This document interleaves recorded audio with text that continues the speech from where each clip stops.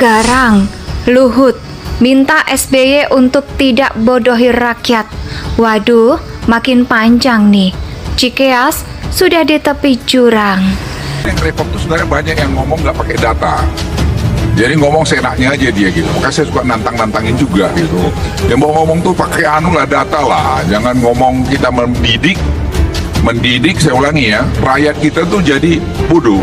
Atau kita jadi pembohong. Nanti pembohong kena operasi lagi, repot lagi tuh. Jadi jangan Anda terus berapa macam-macam.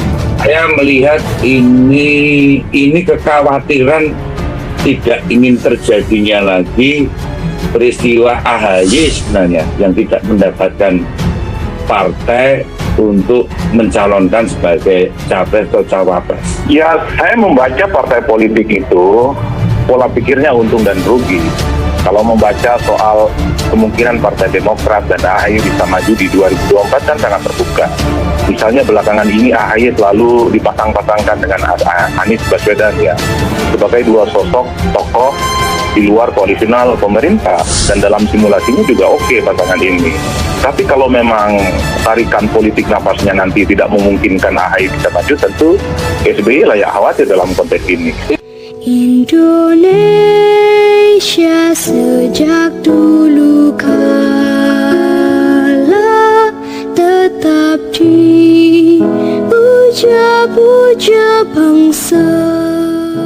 Hanya untuk nyinyir ke Jokowi, SBY memilih menjadi seorang yang munafik. Sebuah lembaga yang diakui saat menjadi presiden, kali ini tidak diakui SBY. Enggan percaya terhadap data yang dikeluarkan oleh BPS. SBY punya hitungan-hitungan sendiri. Data BPS menyebut jumlah penduduk miskin Indonesia sekitar 26 juta, sedangkan SBY menyebut ada 100 juta penduduk yang miskin di Indonesia. Meskipun Kementerian Keuangan telah menjelaskan banyak hal kepada SBY, kesalahan cara penghitungan SBY, namun SBY tetap merasa benar. SBY seperti Anies yang enggan disalahkan dan merasa paling mengerti. Ironisnya, BPS yang dulu ia akui sekarang tidak diakui lagi. Alasan sebenarnya hanya ingin menjatuhkan nama Jokowi, mengopinikan Jokowi gagal kepada masyarakat sebagai seorang mantan presiden. Hal ini tentu saja sangat tidak elok. Seorang mantan presiden seharusnya bisa menjadi negarawan teladan dalam berpolitik, serta tidak menggunakan sentimen kebencian hanya untuk menjatuhkan lawannya. SBY tak mampu menjadi Habibie, Gus Dur, atau Mega yang bisa menjadi teladan setelah tidak lagi menjadi presiden. Mereka tidak menyebarkan kebencian, mereka memilih diam.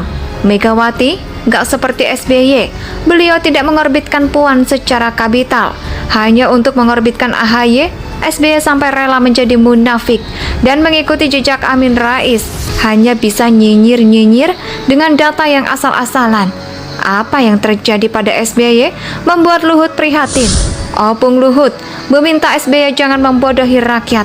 Luhut mengatakan, sebagai bekas pemimpin seharusnya mendidik dengan memberikan data yang benar, tidak membodohi masyarakat dengan informasi yang tidak benar.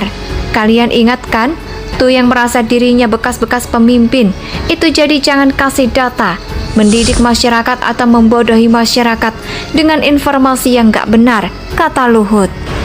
Menurut Luhut, pemerintah selalu mengacu pada data yang dikeluarkan oleh Badan Pusat Statistik. Data tersebut tidak diragukan lagi karena dikeluarkan lembaga independen, sehingga pemerintah tidak berbohong dalam mengeluarkan data kemiskinan. BPS itu kan sumber data kita. BPS sudah bekerja di berbagai pemerintahan independen, ujar Luhut. Luhut pun menjamin pemerintah tidak mungkin berbohong tentang angka kemiskinan yang turun baru saat pemerintahan Presiden Jokowi, karena pemerintahan saat ini selalu memprioritaskan pengentasan kemiskinan. Jadi nggak mungkin kita berbohong bahwa kemiskinan digigit itu baru zamannya Presiden Jokowi. Itu jangan malu untuk mengakui, atau karena beliau hanya mantan wali kota sama mantan gubernur, yang lain mantan apa. Ya itu memang harus diakui. Jelasnya kita pun juga harus mendidik yang mudah. Mudah-mudahan untuk belajar bicara secara gentleman, secara kesatria, jangan pelan-pelan kiri kanan, nggak jelas. Tutur opung Luhut. Ya, saya kira tidak cuma Luhut, banyak yang prihatin dengan SBY menjadi presiden selama 2 periode berturut-turut. Ternyata tidak mampu membuat SBY menjadi seseorang yang bijaksana. Sikap yang ditunjukkan SBY justru berbanding terbalik. SBY seharusnya senang jika Jokowi mampu melanjutkan kepemimpinannya dengan baik. Malah baper.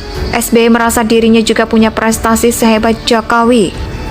Saat memimpin, Jokowi hanya sedang menunjukkan bahwa saat ini warga Papua sudah bisa merasakan BBM satu harga. SBY merasa tersinggung. SBY yang merasa dirinya juga punya kebijakan soal harga BBM yang tidak kalah dengan Jokowi. Oh, sangat disayangkan Ferguson, usia sudah semakin tua, tapi masih iri sama yang muda-muda. SBY harusnya senang jika Jokowi membawa kebaikan untuk Indonesia. Harusnya sih begitu. Ambisi yang berlebihan memang menutupi kebijaksanaan. Kebijaksanaan SBY tertutupi oleh ambisi untuk mengorbitkan AHY secara instan. SBY ingin dinasti Cikeas kembali berkuasa di Indonesia. Ingin menggurita, tidak hanya menutupi kebijaksanaan, namun membuat menjadi seorang provokator dan membodoh-bodohin rakyat soal data kemiskinan. Hanya untuk nyinyir ke Jokowi, SBY memilih menjadi seorang yang munafik. Sebuah lembaga yang diakui saat menjadi presiden, kali ini tidak diakui SBY. Enggan percaya terhadap data yang dikeluarkan oleh BPS. SBY punya hitungan-hitungan sendiri. Data BPS menyebut jumlah penduduk miskin Indonesia sekitar 26 juta. Sedangkan SBY menyebut ada 100 juta penduduk yang miskin di Indonesia. Meskipun Kementerian Keuangan telah menjelaskan banyak hal kepada SBY, kesalahan cara penghitungan SBY, namun SBY tetap merasa benar.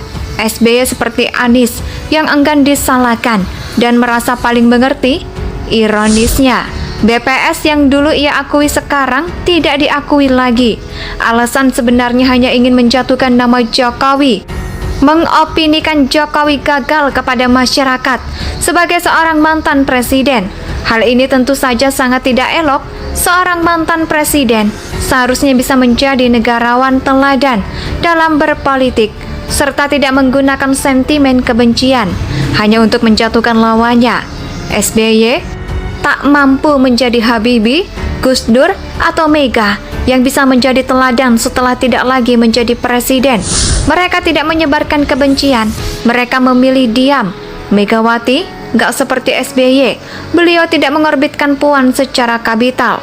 Hanya untuk mengorbitkan AHY, SBY sampai rela menjadi munafik dan mengikuti jejak Amin Rais. Hanya bisa nyinyir-nyinyir dengan data yang asal-asalan. Apa yang terjadi pada SBY membuat Luhut prihatin. Opung Luhut meminta SBY jangan membodohi rakyat. Luhut mengatakan, sebagai bekas pemimpin seharusnya mendidik dengan memberikan data yang benar, tidak membodohi masyarakat dengan informasi yang tidak benar. Kalian ingatkan, tuh yang merasa dirinya bekas-bekas pemimpin, itu jadi jangan kasih data, mendidik masyarakat atau membodohi masyarakat dengan informasi yang gak benar, kata Luhut. Menurut Luhut, pemerintah selalu mengacu pada data yang dikeluarkan oleh Badan Pusat Statistik. Data tersebut tidak diragukan lagi karena dikeluarkan lembaga independen, sehingga pemerintah tidak berbohong dalam mengeluarkan data kemiskinan. BPS itu kan sumber data kita.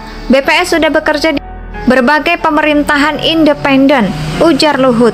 Luhut pun menjamin pemerintah tidak mungkin berbohong tentang angka kemiskinan yang turun baru saat pemerintahan Presiden Jokowi, karena pemerintahan saat ini selalu memprioritaskan pengentasan kemiskinan.